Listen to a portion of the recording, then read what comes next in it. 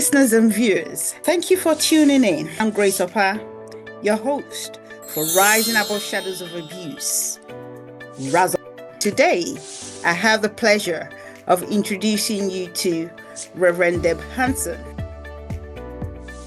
How do different cultures understand wisdom, and what can they teach each other? It's similar to what you just shared now. Yeah, I guess for me, a culture is built from the wisdom that comes from the lived experience, individual and collective, in living in a specific place over time. Developing a multicultural perspective for me has been like moving from a one-dimensional world to a richer two-dimensional perspective, and even then to the third and fourth dimension. We see this in technology, how beautiful it is to go from a black and white movie, which certainly has its charm, to some of the exciting films that we're seeing being created these days. So I like the word wisdom very much. It's said that, I can't recall if it's Resma Menachem who says this, but that modern culture has experts that understand life from the neck up intellectually. And that is very different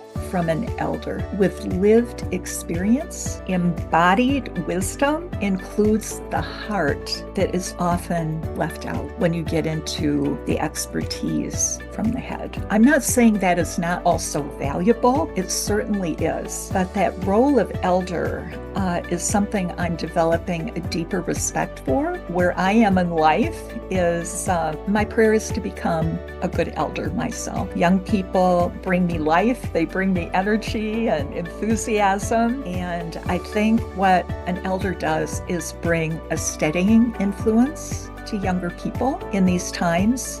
And that intergenerational relationship is something that is very exciting to me. And I guess you being an elder, because you've got wealth of experience as well, in terms of border crossing, in terms of interacting for decades, not even more than decades. So that's a wealth of experience that you can transfer onto the upcoming generation. Thank you. Yes. And for me, that's where wisdom comes from. It's experiential. You get knowledge from reading a book, from studying into a class. There's no substitute for that lived experience.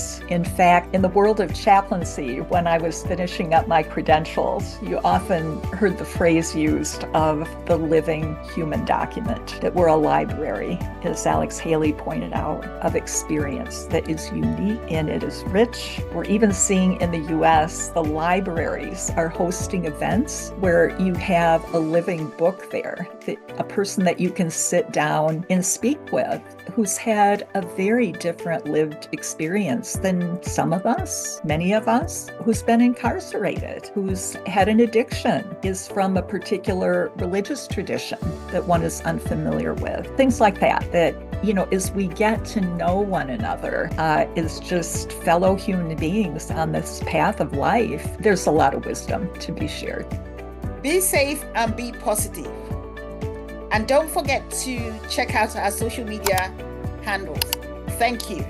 Bye for now.